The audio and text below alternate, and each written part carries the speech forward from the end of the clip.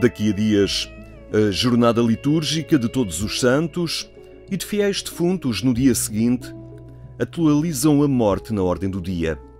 Não em virtude de alguma tragédia, mas por via dessa dor pessoal e anónima que cada um experimenta na perda, no adeus a quem caminhou conosco ou mesmo nos ensinou a caminhar. Os cemitérios encher-se-ão de flores e em cada um ficará mais nítida a imagem de quem um dia perdemos, mas cuja memória permanece numa outra modalidade de presença que guardamos como estruturante no nosso existir. A perda, o luto, o sofrimento, mas também a esperança, o conforto, a gratidão. Porque a morte é talvez a realidade mais certa na vida, porque o fim da vida também abre no cristianismo um horizonte novo de sentido. Como preparar o que na vida é o mais inevitável? Como integrar com a serenidade possível momentos sempre dolorosos? Como aceitar a nossa condição frágil num mundo que nos propõe felicidade e juventude para sempre? São questões que balizam o caminho que queremos percorrer nos próximos minutos.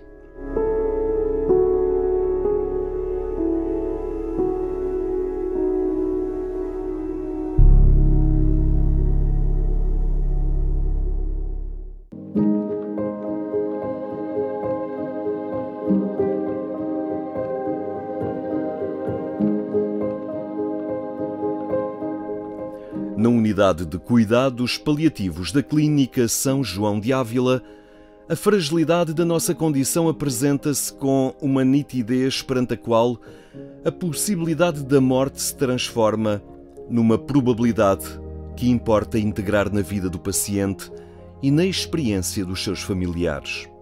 Por aqui, nesta unidade de saúde do Instituto de São João de Deus, esta é uma abordagem articulada com equipas que se estendem à comunidade e ao próprio Centro Hospitalar de Lisboa Central. Nós estamos a trabalhar nestas equipas e levamos até estas equipas, por um lado, a nossa filosofia e o nosso modelo de 450 anos de São João de Deus e da hospitalidade que nos caracteriza no acolhimento ao outro, à forma como ele se nos apresenta no contexto, nesta área específica da doença e da inevitabilidade que é a temática do fim da vida. Esquecemos-nos às vezes que não somos eternos e, portanto, inexoravelmente todos um dia iremos morrer. A forma como nos podemos preparar e trabalhar isto vai fluindo neste programa, nesta área em concreto, nesta dimensão da vida associada à doença crónica progressiva e avançada.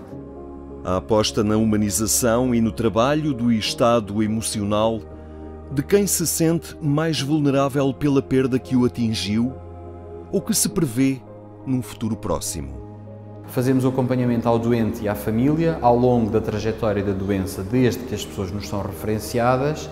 Acompanhamos de forma particular também o momento da morte, sempre que é possível, enquanto elemento estarmos presentes, e depois acompanhamos a família na dimensão do processo de luto, na vivência daquilo que é um processo de adaptação à perda. Foi esse o itinerário de Susana Costa. Há 2 anos perdeu o marido após um período emocionalmente intenso e desgastante. Depois da dedicação e do cuidado, Susana sentiu-se incapaz de gerir a dor desta ausência. Eu não sabia que depois dele falecer, que eu podia ter o apoio com a psicóloga de luto no próprio hospital. Eu não sabia. Há ainda muita limitação, seja no acesso, seja no conhecimento da informação que existe. Um exemplo concreto é a Direção-Geral de Saúde, em 2019, emite uma norma, que é uma norma orientadora para o luto, com aquilo que são as práticas que devem ser seguidas pelos profissionais de saúde, todos, não apenas os dos cuidados paliativos, na identificação de pessoas que tenham fatores de risco para lutos complicados ou prolongados e que merecem ter uma atenção diferenciada, que merecem ter uma intervenção que é universalizada ou que é absolutamente centrada num conjunto de necessidades, e criaram-se unidades de referência concretamente, por exemplo, nesta área, a nível do território. Mas foi preciso fazer isto, foi preciso conseguir fazer passar a mensagem de que isto existe, o luto existe, e que, sendo um processo normativo, é um processo que muitas das vezes não é facilitado pelos melhores motivos e as pessoas sofrem. No caso de Susana Costa, o sofrimento era partilhado com o filho do casal, na altura com 12 anos. Foi também ele acompanhado num processo que podemos assumir como que de luto antecipatório, mas estruturante, para poder integrar a perda. E eu falei logo com o pedopsiquiatra para ver o que é que a gente podemos fazer em relação ao meu filho. Ele disse: é importante que o seu filho veja. Ele precisa de ver. E então eu falei com os enfermeiros. Eles disseram: por amor de Deus, traga o seu filho. A gente sabe que não pode, em tempo de pandemia, mas traga.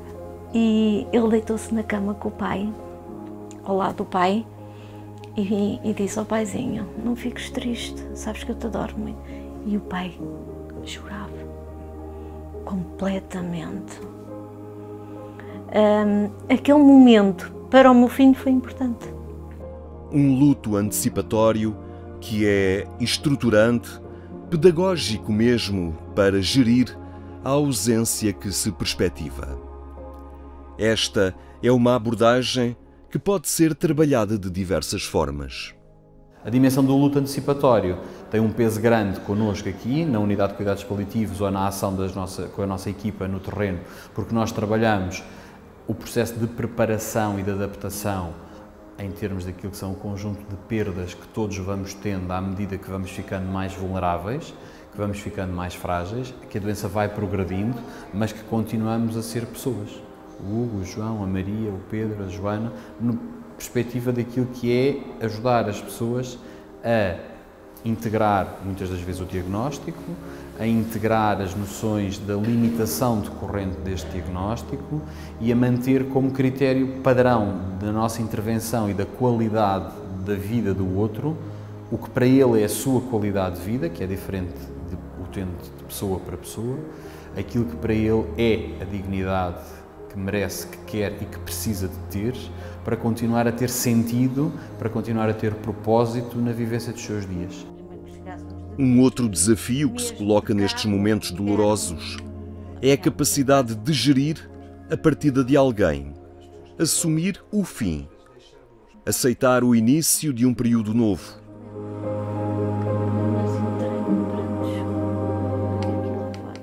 Com o acompanhamento da doutora Lídia Rego, que integra também esta equipa, Susana deu esse passo difícil. O meu marido já estava ligado às máquinas e ela esteve sempre ao pé de mim e disse: "Oh, Dona Sana, deixe-o ir." Isso foi importante, porque eu criei ali um laço de confiança com a doutora Lídia. Porque a doutora Lídia estava naquele momento que eu não sabia o que é que havia de fazer. É como se estivesse desamparada. E ela ao dizer: "Deixe-o ir.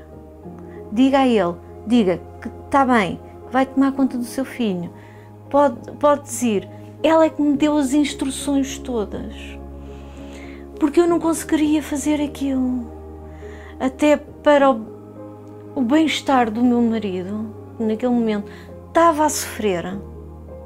E só estava a sofrer por nós. Este trabalho junto das situações dolorosas do luto e da perda é possível com o envolvimento da sociedade civil. Uma instituição financeira patrocina o programa Humaniza, que quer trazer afeto e conforto aos momentos mais difíceis da nossa existência. concretamente neste do programa Humaniza, que no ámbito dos cuidados paliativos, a preocupación nace pela definición que fai a OMS de o que é os cuidados paliativos, que recollen a súa definición que os aspectos psicosociais e espirituais para as persoas que están nun momento de fin de vida son igual de importantes non que os aspectos dos cuidados físicos. Entón, o que pretende con parcerías non? Con hospitais e con entidades e institucións expertas no ámbito da saúde é garantir este apoio psicosocial, complementar o apoio que xa dan o apoio médico non? Os hospitais, pois complementar con esta parte de necesidades psicosociais e espirituais. O programa Humaniza, lançado em Portugal num protocolo entre uma instituição financeira e o Ministério da Saúde, permitiu, na área dos cuidados paliativos, a criação de 11 equipas de apoio psicossocial em todo o país. Se analizamos as preocupacións que teñen os doentes que están en fin de vida, a principal preocupación é a familia, como é que vai estar a familia, é a principal preocupación que teñen. Entón, o feito de traballar tamén paralelamente con os familiares depois do falecemento, continuar, non? E garantizar que ese apoio vai estar ali para os doentes é moito reconfortante. O meu marido não era crente, passou a ser. Passou a ser crente depois das complicações com a gravidez do meu filho.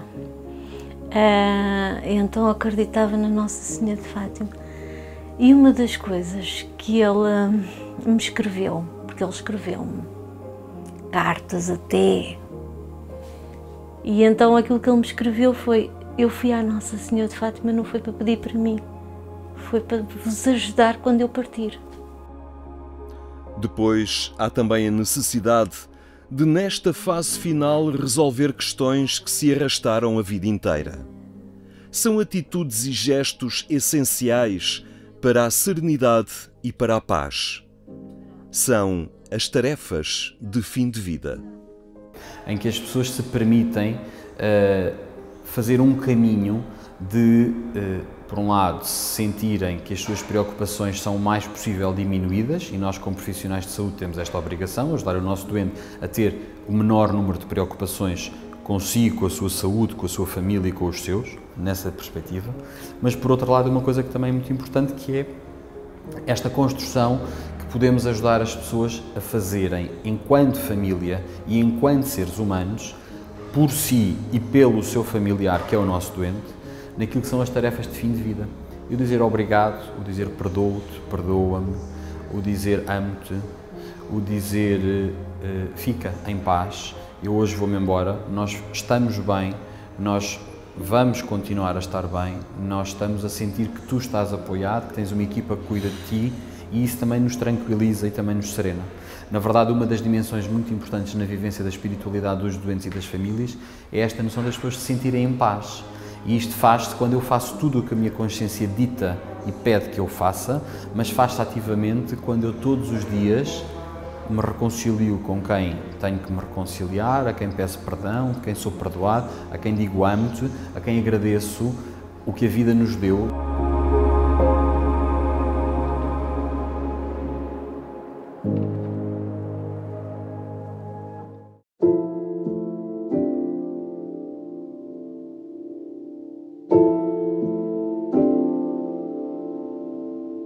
Este é o cemitério do Alto do Chão Frio, no concelho de Sintra. Maria Manuela Tico trabalha aqui há mais de 3 décadas e gosta do seu trabalho. Eu entrei aqui há 33 anos, vim de fora da Câmara, vim diretamente para o cemitério e sou feliz, de facto, é verdade. Já tive, se calhar, algumas alturas, não muitas, mas em que pensei, será que eu gostaria de estar noutro sítio, gostaria de ir ou não para o outro lado? Não sei, fica sempre a incógnita. A verdade é que eu me sinto feliz aqui e acho que não vou pedir para sair, não é? Para ir para outro serviço, quando me sinto bem onde estou. Mas o que leva alguém a sentir-se bem no lugar onde muitos se sentem incomodados ao entrar? Porque eu sinto paz, que é uma coisa incrível, mas eu sinto isso aqui neste espaço. Eu senti sempre muita paz aqui e fui-me habituando ao longo dos anos. Maria Manuela Tico conhece os lugares de sepultura e está familiarizada com a organização deste lugar de repouso. Mas o seu trabalho não se esgota no cuidado administrativo destas moradas derradeiras. O que valoriza é também a relação que estabelece com os familiares que aqui vêm com frequência. Algumas relações de amizade, aquelas pessoas que vêm com frequência ao cemitério, porque nós somos todos diferentes e há pessoas que prestam menos culto, não é, aos seus entes queridos, e há outras que vêm por sistema.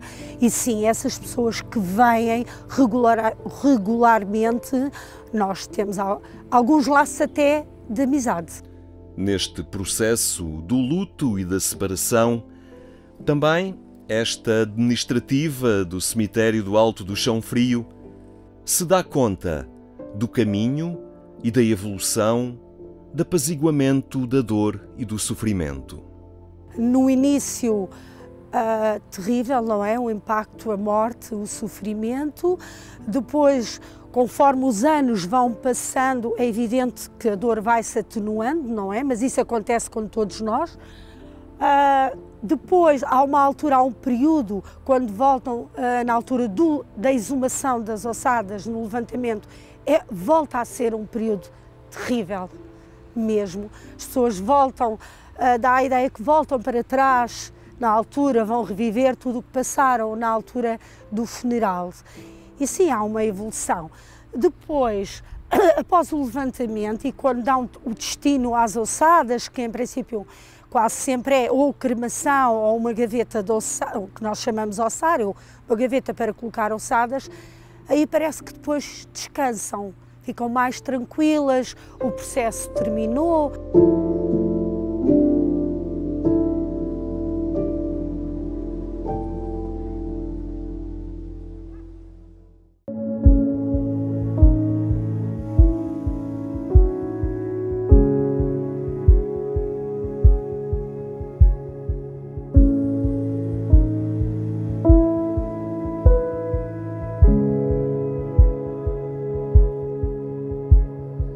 No Chiado, em Lisboa, em fim de tarde, o Centro Cultural Brutéria dos Jesuítas propõe uma reflexão em 3 dias sobre a morte, o morrer e o que é vital.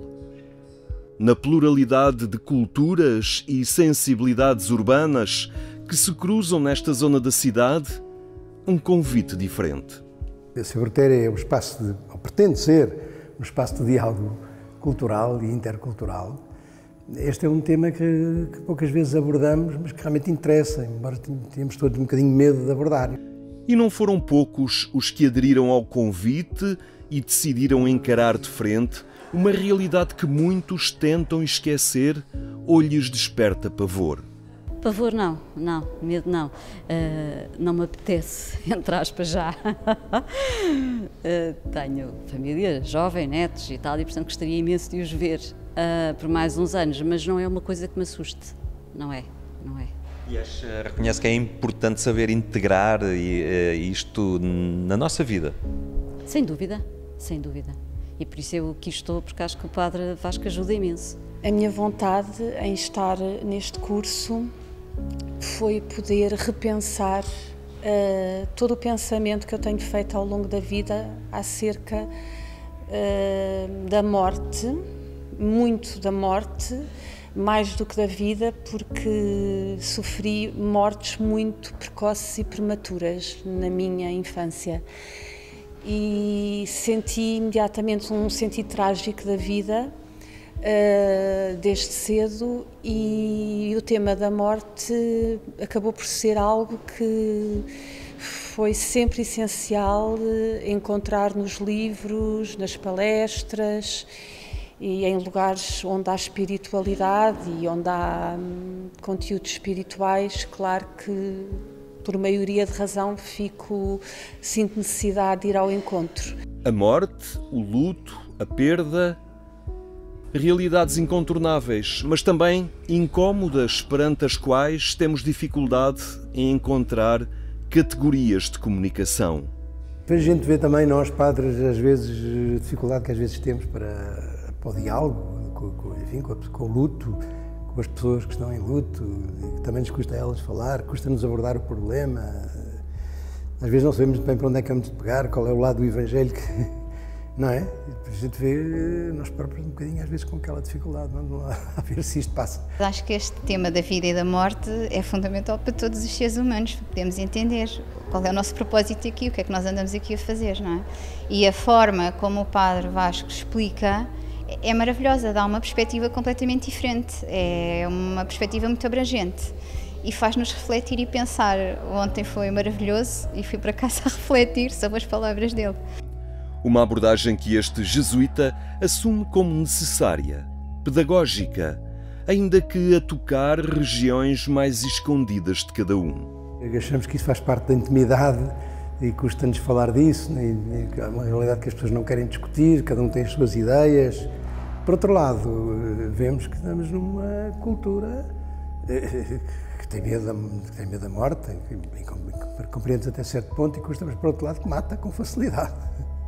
Inventa razões para matar individualmente, coletivamente, e acho que é importante que a gente fale sobre isso, não é para ver quem é que tem razão, é para ver que também faz parte disso, encontrar caminhos de serenidade e de paz. E perceber que a morte não é um acontecimento, um facto estático, que essa é um tipo de morte que estamos habituados na sociedade ocidental e na cultura ocidental a denominar, a só olharmos para isso, mas o Senhor Padre ontem, tal como eu também sinto isso dentro de mim, nós vamos tendo mortes ao longo da vida, mortes que às vezes depois geram outras vidas, e vamos sendo pessoas mais inteiras, mais sólidas e com mais esperança, se integrarmos de uma forma mais ou menos harmoniosa tudo isso.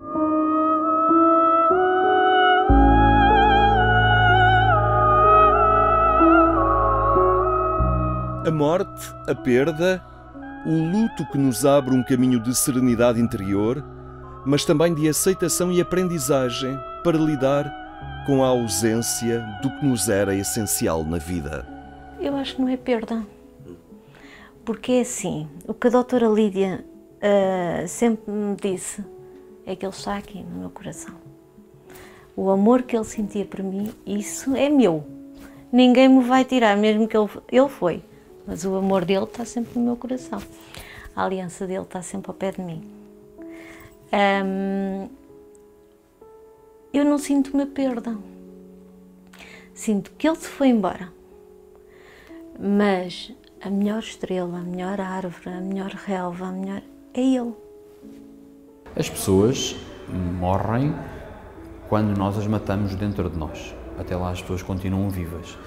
A esperança e o conforto que podemos partilhar nas relações de proximidade, nos encontros e perdas, mas também no acreditar que a memória é um itinerário sólido para nos dirigirmos ao futuro. Então, vamos lá ponderar um bocadinho quem é que nos abre alguma janela, alguma porta de esperança, não é? Porque, como também o Papa disse, quando é a Fátima, que o pior de tudo é que nos matem a esperança. Então ficamos sem futuro.